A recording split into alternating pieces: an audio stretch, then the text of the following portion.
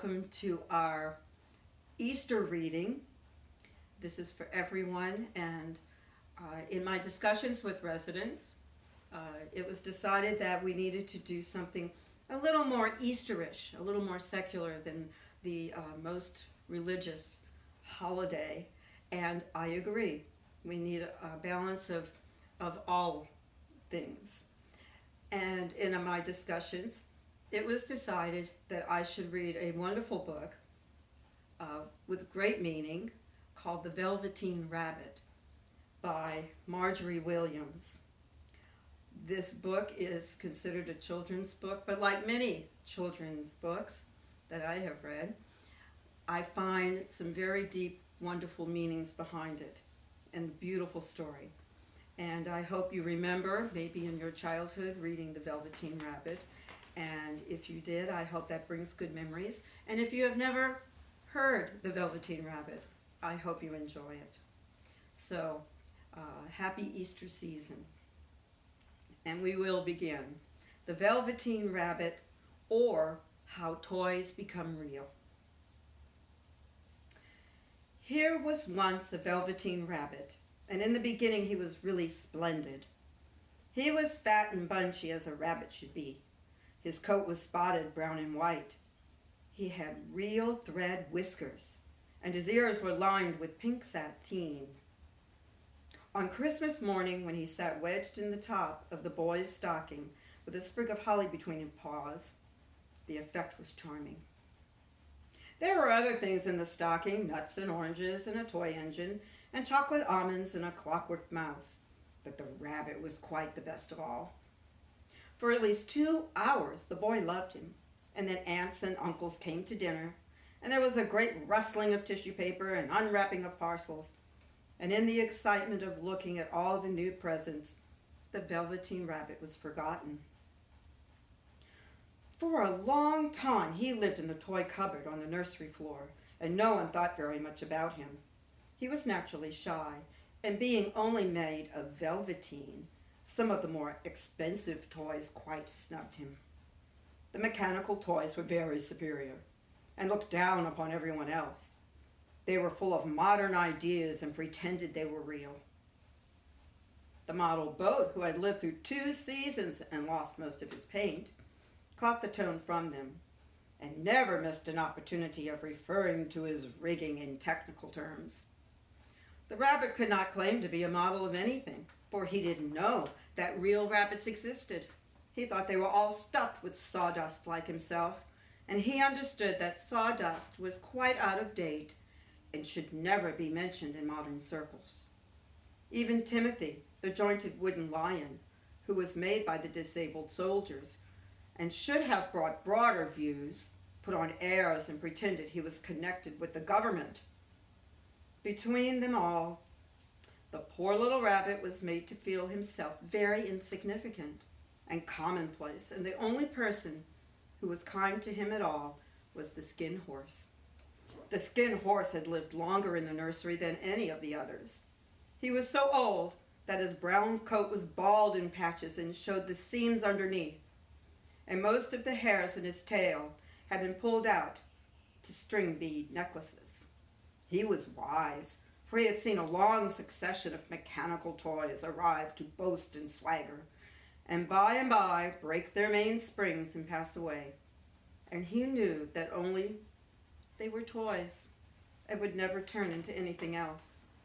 For nursery magic is very strange and wonderful, and only those playthings that are old and wise and experienced, like the skin horse, understand all about it.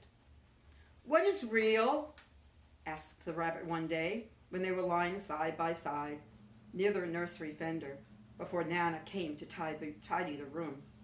"Does it mean having things that buzz inside you and a stick-out handle?" "Real isn't how you were made," said the skin horse. "It's a thing that happens to you. When a child loves you for a long, long time, not just to play with, but really loves you, then you become real." "Does it hurt?" asked the rabbit.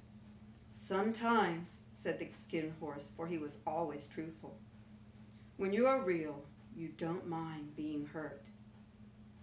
Does it happen all at once, like being wound up? He asked. Or bit by bit? It doesn't happen all at once, said the Skin Horse. You become. It takes a long time. That's why it doesn't happen often to people who break easily, or have sharp edges, or have to be carefully kept. Generally, by the time you are real, most of your hair has been loved off, and your eyes drop out, and you get loose in the joints, and very shabby. But these things don't matter at all, because once you are real, you can't be ugly except to people who don't understand. I suppose you are real, said the rabbit, and then he wished he had not said it, for he thought the Skin Horse might be sensitive. But the Skin Horse only smiled. The boy's uncle made me real, he said. That was a great many years ago, but once you are real, you can't become unreal again. It lasts for always. The rabbit sighed. He thought it would be a long time before this magic called real happened to him. He longed to become real, to know what it felt like, and yet the idea of growing shabby and losing his eyes and whiskers was rather sad. He wished that he could become without these uncomfortable things happening to him. There was a person called Nana who ruled the nursery. Sometimes she took no notice of the playthings lying about, and sometimes, for no reason whatever, she went swooping about like a great wind and hustled them away in cupboards. She called this tidying up, and with the playthings all hated it, especially the tin ones. The rabbit didn't mind so much, for wherever he was thrown, he came down soft. One evening when the boy was going to bed, he couldn't find the china dog that always slept with him. Nana was in a hurry, and it was much too trouble to hunt for china dogs at bedtime. So she simply looked about her, and seeing that the toy cupboard stood open, she made a swoop. Here, she said, take your old bunny. He'll do to sleep with you. And she dragged the rabbit out by one ear and put him into the boy's arms. That night, and for many nights after, the Velvateen Rabbit slept in the boy's bed. At first he found it rather uncomfortable, for the boy hugged him very tight, and sometimes he rolled over on him, and sometimes he pushed him so far into the pillow that the rabbit could hardly breathe. And he missed, too, those long moonlight hours in the nursery, when all the house was silent, and his talks with the Skin Horse. But very soon he grew to like it, for the boy used to talk to him, and made nice tunnels for him under the bedclothes that he said were like burrows the real rabbits lived in. They had splendid games together, in whispers, when Nana had gone away for her supper and left the nightlight burning on the mantelpiece. And when the boy dropped off to sleep, the rabbit would snuggle down close under his warm chin and dream, and the boy's hands clasped close around him all night long. And so time went on, and the little rabbit was very happy, so happy that he never noticed how his beautiful velveteen fur was getting shabbier and shabbier, and his tail becoming unsewn, and all the pink rubbed off his nose where the boy had kissed him. Spring came, and they had long days in the garden, for wherever the boy went, the rabbit went too. He had rides in the wheelbarrow, picnics on the grass, and lovely fairy huts built for him under the raspberry canes behind the flower border. And once when the boy was called away suddenly to go out to tea, the rabbit was left out on the lawn until long after dusk, and Nana had to come and look for him with the candle, because the boy couldn't go to sleep unless he was there. He was wet through with the dew and quite earthy from diving into the burrows the boy had made for him in the flower bed, and Nana grumbled as she rubbed him off with the corner of her apron.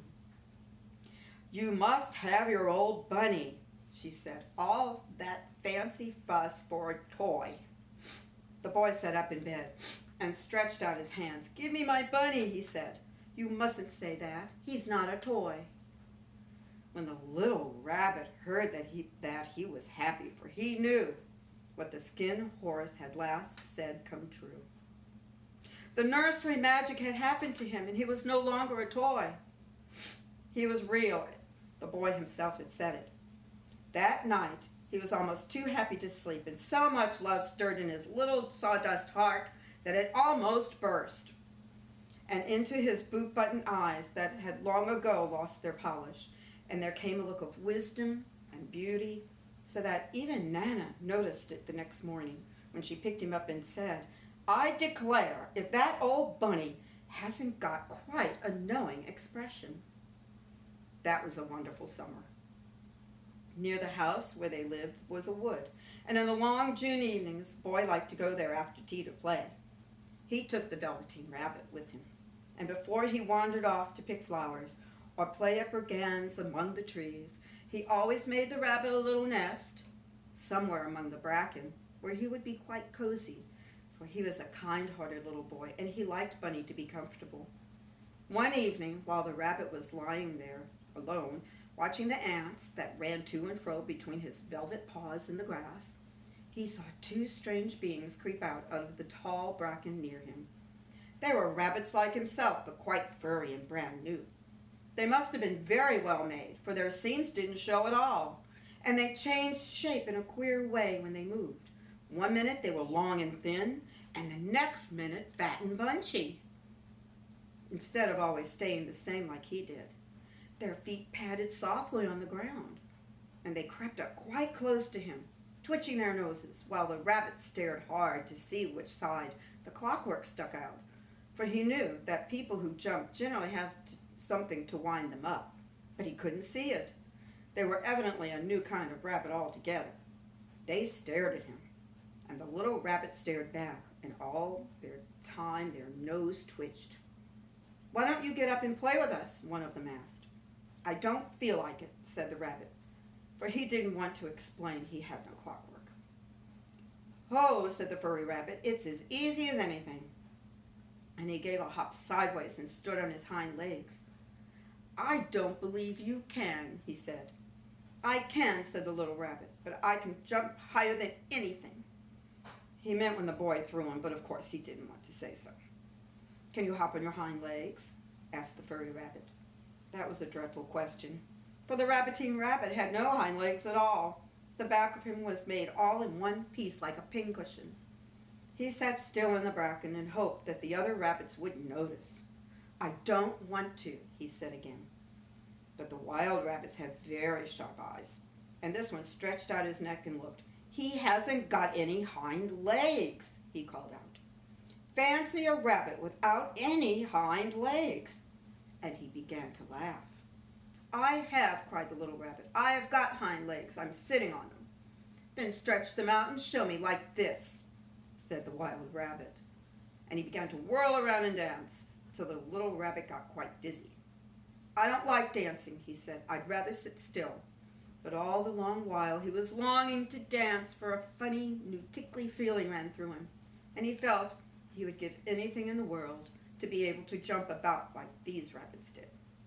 The strange rabbit stopped dancing and came quite close. He came so close this time that his long whiskers brushed the Velveteen Rabbit's ear.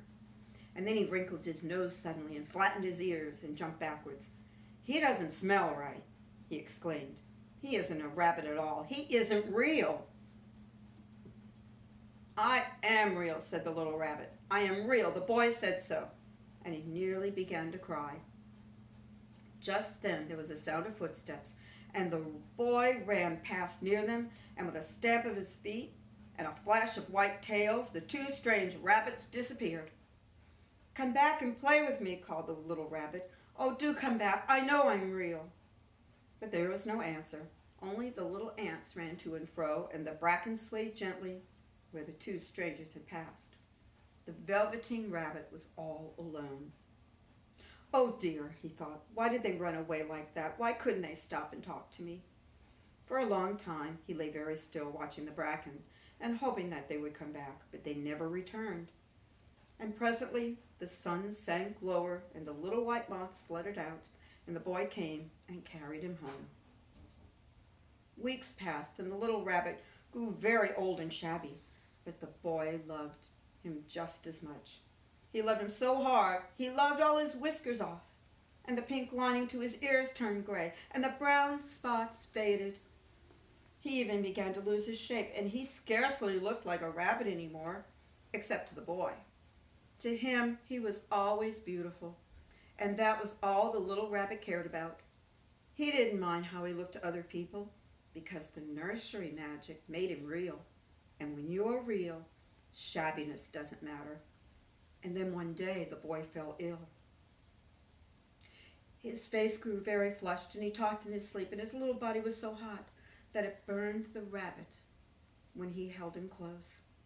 Strange people came and went in the nursery, and a light burned all night, and through it all, the little Velvateen Rabbit lay there, hidden from sight under the bedclothes, and he never stirred, for he was afraid if they found him, someone might take him away, and he knew the boy needed him.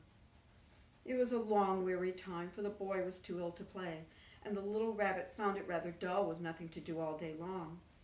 But he snuggled down patiently and looked forward to the time when the boy should be well again, and they would go out in the garden amongst the flowers and the butterflies and play splendid games in the raspberry thicket like they used to.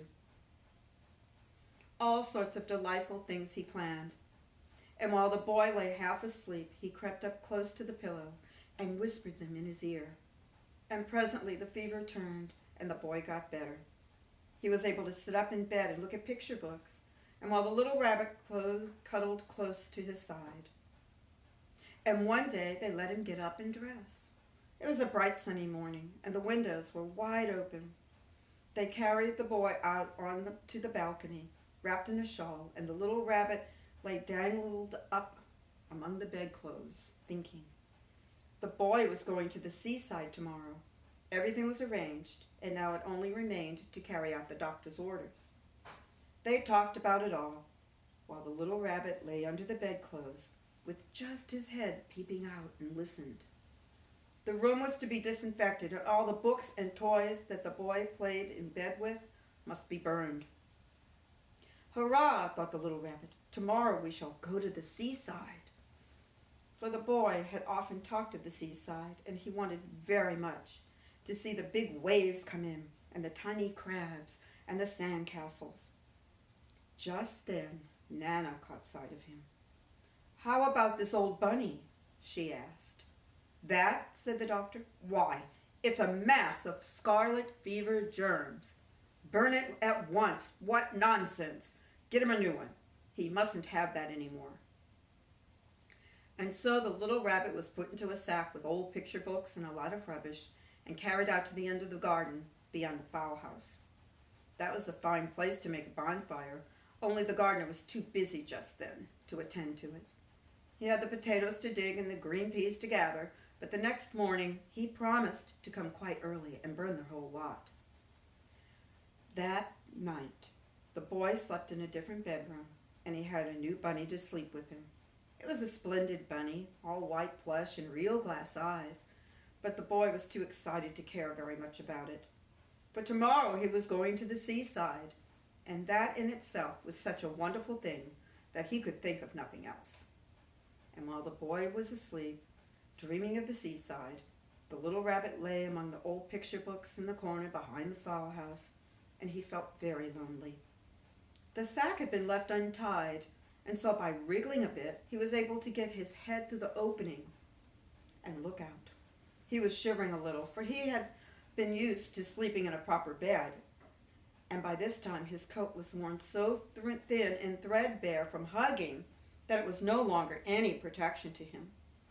Near he could see the thicket of raspberry canes, growing tall and close like a tropical jungle, in whose shadow he had played with the boy on bygone mornings. He thought of those long sunlit hours in the garden, how happy they were, and a great sadness came over him. He seemed to see them all pass before him, each more beautiful than the other, the fairy huts in the flower bed, the quiet evenings in the wood when he lay in the bracken, and the little ants ran over his paws, the wonderful day when he first knew that he was real. He thought of the skin horse, so wise and gentle, and all that he had told him. Of what use was it to be loved and lose one's beauty and become real if it all ended like this? And a real tear, trickled down his little shabby velvet nose and fell to the ground. And then a strange thing happened. For where the tear had fallen, a flower grew out of the ground, a mysterious flower not like any that grew in the garden. It had slender green leaves the color of emeralds, and in the center of the leaves, a blossom like a golden cup. It was so beautiful that the little rabbit forgot to cry and just lay there watching, and presently the blossom opened, and out of it there stepped a fairy. She was quite the loveliest fairy in the whole world. Her dress was made of pearl and dewdrops, and there were flowers around her neck and in her hair, and her face was like the most perfect flower of all. And she came close to the little rabbit and gathered him up in her arms and kissed him on his velveteen nose that was all damp from crying. "Little rabbit," she said, "don't you know who I am?" The little rabbit looked up at her, and it seemed to him that he had seen her face before, but he couldn't think where. "I am the nursery magic fairy," she said. "I take care of all the playthings that the children have loved. When they are old and worn out and the children don't need them anymore, then I come and take them away with me and turn them into real." "Wasn't I real before?" asked the little rabbit. "You were real to the boy," said the fairy, "because he loved you. Now you shall be real to everyone." And she held the little rabbit close in her arms and flew with him into the wood. It was light now, for the moon had risen. All the forest was beautiful, and the fronds of the bracken shone like frosted silver. In the open glade between the tree trunks, the wild rabbits danced with their shadows on the velvet grass. But when they saw the fairy, they all stopped dancing and stood around a ring and stared at her. "I've brought you a new playfellow," said the fairy. "You must be very kind to him and teach him all he needs to know in Rabbitland, for he's going to live with you forever and ever." And she kissed the little rabbit again and put him down on the grass. "Run and play, little rabbit," she said. But the little rabbit was quite still for a moment and never moved. For when he saw all the wild rabbits dancing around him, he suddenly remembered about his hind legs, and he didn't want them to see that he was all in one piece. He didn't know that when the fairy kissed him that last time, she had changed him altogether, and he might have sat there a long time, too shy to move, if just then something hadn't tickled his nose, and before he thought what he was doing, he lifted his hind toe to scratch it. And he found that he actually had hind legs. Instead of dingy velveteen, he had brown fur, soft and shiny. His ears twitched by themselves, and his whiskers were so long that they touched the grass. He gave one leap, and the joy of using those hind legs was so great that he went springing about the turf on them, jumping sideways and whirling around as the others did. And he grew so excited that when at last he did stop to look for the fairy, she had gone. He was a real rabbit at last, at home with the other rabbits. At last, at last. Autumn passed and winter, and in the spring, when the days grew warm and sunny, the boy went out to play in the wood beside the house. And while he was playing, 2 rabbits crept out from the bracken and peeped at him. One of them was brown all over, but the other had strange markings under his fur, as though long ago he had been spotted, and the spots still showed through.